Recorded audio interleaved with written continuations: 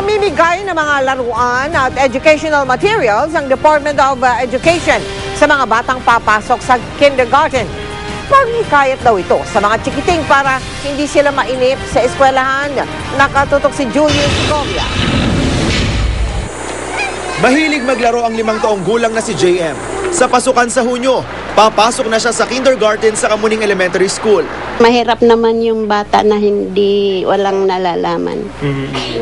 Kailangan mag-aral para matuto. Anong gusto mo daw sa school? Mag-play. Magsulat. Tsaka? Mag-aral. Lalo pang may-excite pumasok ang mga batang gaya ni JM. Dahil mamimigay ang DepEd ng mga laruan, libro, at iba pang educational material sa halos 2 milyong kindergarten students sa buong bansa sa pasukan. Bahagi ito ng pagpapatupad ng K-12 program na layong ihanda ang mga batang papasok ng grade 1. Gusto namin parang wala namang masyadong culture shock na pagpasok nila. First time na papasok sila sa formal na sistema ng edukasyon. Hindi sapat na mapunan namin ng laruan lahat ng mga silid-aralan. Kami ay nananawagan ngayon sa publiko, lalong-lalo na sa mga kabataan, na ibahagi yung mga laruan na meron sila. Pwedeng dalhin ang toy donation sa DepEd Main Office sa Pasig City o sa pinakamalapit na public school sa inyong lugar.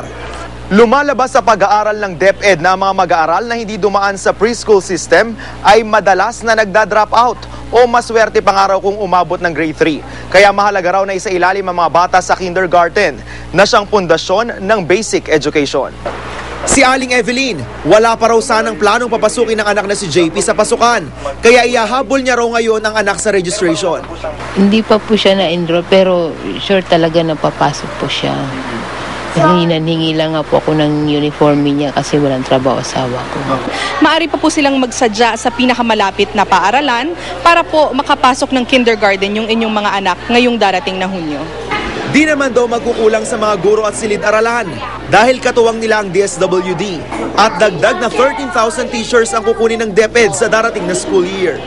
Unang yugturi ng kindergarten ng K-12 program ng DepEd na target daw nilang simulan sa susunod na taon. Julius Segovia, nakatutok, 24 oras.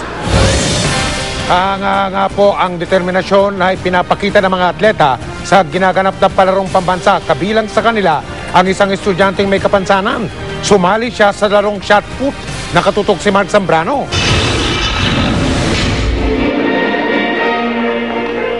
Kilala bilang pool of talents ang palarong pambansa. Dinarayo ito ng mga coach mula sa iba't ibang national sports associations para kunan ng mga atleta na maaaring maging national players. Tinuturing ng mga atleta ang kanilang pagkakasali sa palarong pambansa bilang malaking pagkakataon na balang araw magbigay daan sa kanilang pangarap na maging miyembro ng Philippine team. Ang 10 taong gulang na si Judy Ann Laceda, bibigay raw ang lahat sa kanyang event sa athletics.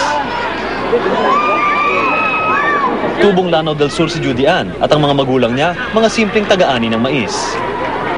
Kaya kahit mas malalaki at tila mas mabibilis ang kanyang nakakatapat, bigay todo pa rin sa pagtakbo si Judy Ann.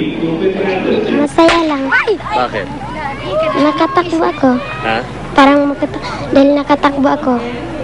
Subukan ko lang kung kaya.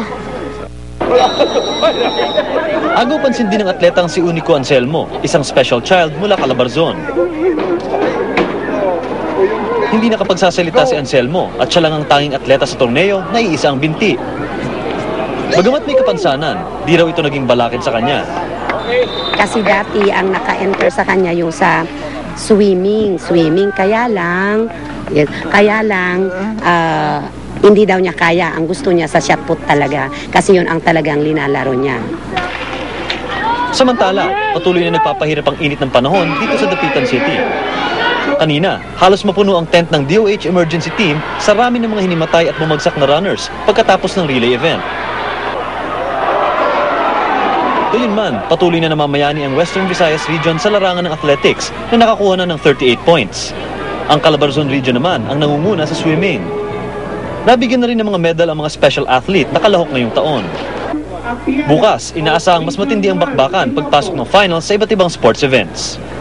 Mula rito sa Zamboanga del Norte, Mark Zambrano, nakatutok, 24 oras. Abangan! Ilang bahagi ng bansang Spain niyanig ng lindol. Nagpapaturok ng glutathione para pumuti. Nakamamatay? At si Mami Dionisia, mag-aalari na raw sa kanyang engranding birthday party? Walang pati na pagtutok dito lang sa 24 oras.